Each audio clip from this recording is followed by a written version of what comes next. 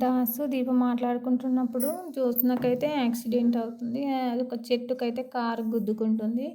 గుద్దుకున్నప్పుడు దీప దాసు అక్కడే ఉంటారు.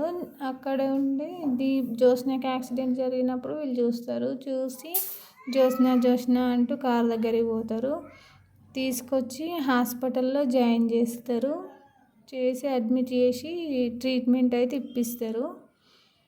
ఇప్పించినాక ఇక అప్పుడే వాళ్ళ తాతయ్య నానమ్మనైతే హాస్పిటల్కి వస్తారు.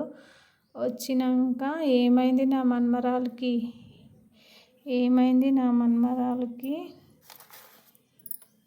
అని వాళ్ళను ప్రశ్నిస్తాడు. వాళ్ళ తాత అంటాడు, ఏ హాస్పిటల్కి ఎందుకు చేరాల్సి వచ్చింది, మర్యాదగా నా మన్మరాలికి ఏం జరిగిందో చెప్పండి, చెప్పకపోతే మీ అందరి మీద పోలీస్ కేసు పెడతా అని అంటాడు తాత. అప్పుడు కార్తీక్, పెట్టు తాత, పోలీస్ కేసు పెట్టు, ప్రాణాపాయ స్థితిలో ఉన్న ఈ పెద్ద మనిషి మనవరాలను కాపాడినందుకు దీప మీద బ్లడ్ ఇచ్చి కాపాడినందుకు మా మామ అది చూస్తూ ఇక్కడే ఉన్న నా మీద కేసు పెట్టు తాతయ్య, పెట్టు.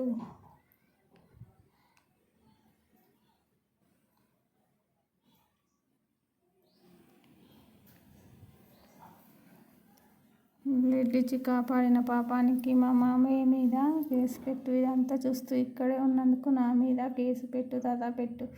పోలీస్ వాళ్ళని నేనే అడుగుతాను. ఇదంతా చేసినందుకు మాకు కఠిన కారాగార శిక్ష వేయమని అడుగుతాను అంటూ కార్తీక్ మాట్లాడతాడు. అదంతా చూస్తూ తాతయ్య సైలెంట్గా ఉండిపోతాడు. పద దీప, పద. ఈ మనుషులు మారరు దీప, మారరు.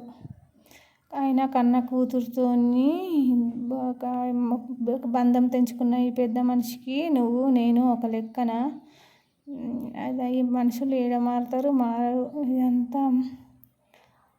ఇదంతా చూస్తూ ఇక్కడ చేస్తూ ఉన్నందుకు మనం వేస్ట్, పోదాం పద అంటూ కార్తీక్ అయితే దీపతోనే అంటాడు.